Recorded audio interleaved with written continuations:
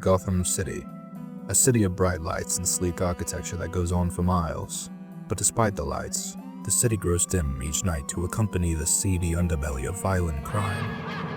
When the sound of gunfire fills the air, when the women and children are forced to hide away, there is only one shining beacon in the city of darkness, and his name is the Batman.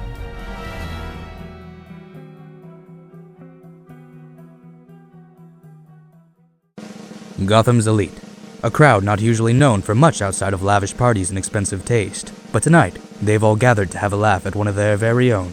Live from Gotham City, it's the Gotham Celebrity Roast! With our man of the hour, Mr. Bruce Wayne!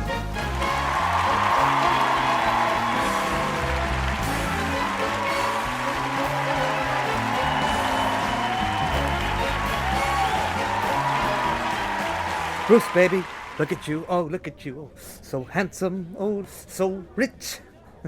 My God, why don't you buy yourself a personality? I asked him the big question. I asked him, Bruce, what's the big secret? And you know what he told me? He goes, guilt, Donnie. Absolutely endless, crushing guilt! Oh, look at this guy. Look, he'll just laugh at anything. Look at him. Look. My brother died. You, sir, right there. I don't know who you are, but you're starting to get on my nerves. What a crowd. What a crowd. This Wayne fella, he's got it all. He's so rich when he goes to a fancy restaurant.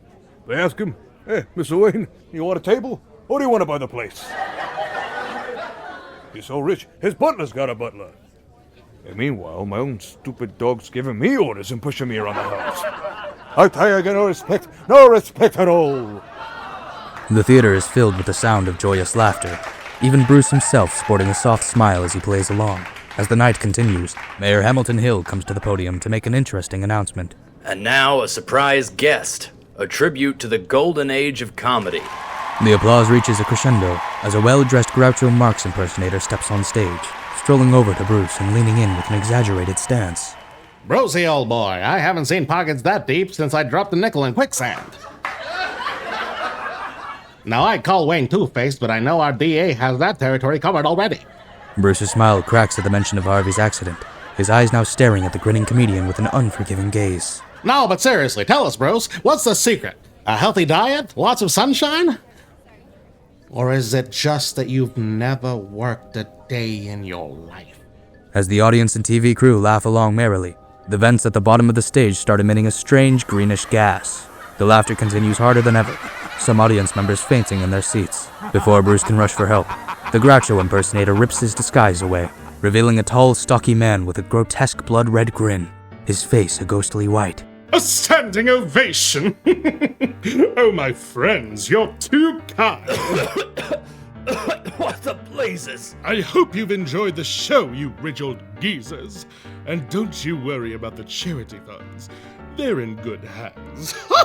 Security! Anyone! Despite Hill's orders, the devilish clown manages to escape amidst the chaos, leaving no one in the room conscious except Mayor Hill and a disturbed Bruce Wayne.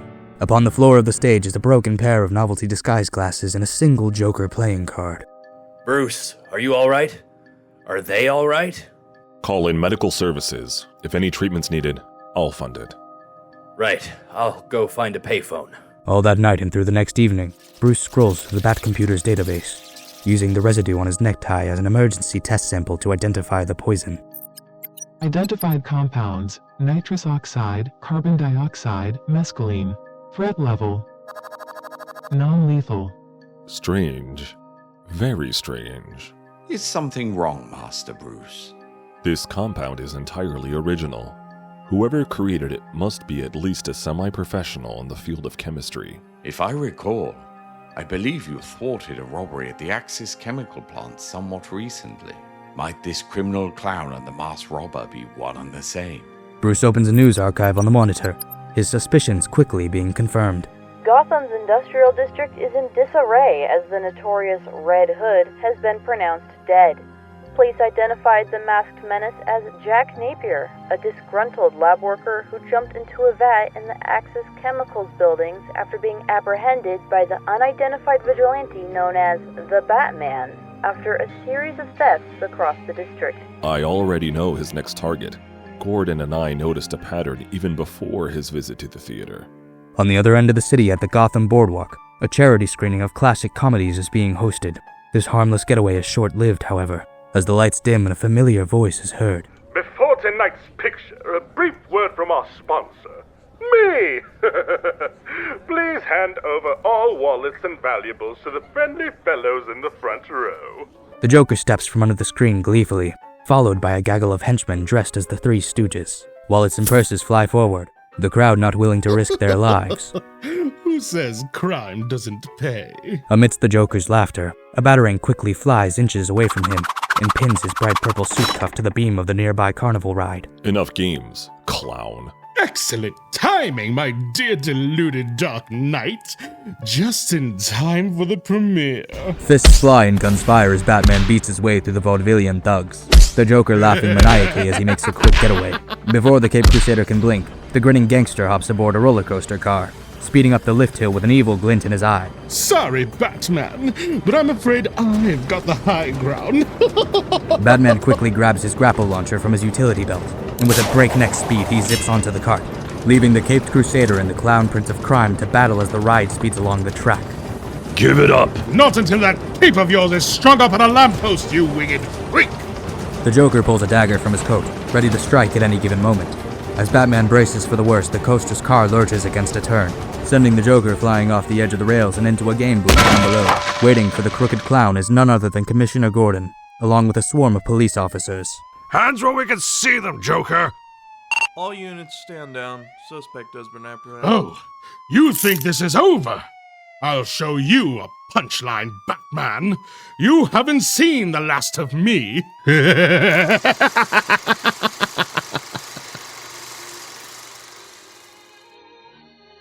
Might I get you some refreshments, Master Bruce? No, thank you, Alfred. Your father adored Chaplin, sir. He believed the man could make the whole world laugh without saying a word. Laughter is a curious thing, Alfred. I beg your pardon, sir. Most people laugh because they feel joy. Because for a moment they've chosen to see the brightness in a bleak world. But others, they laugh to drown out any other feelings they may have had, good or bad, even if it kills them.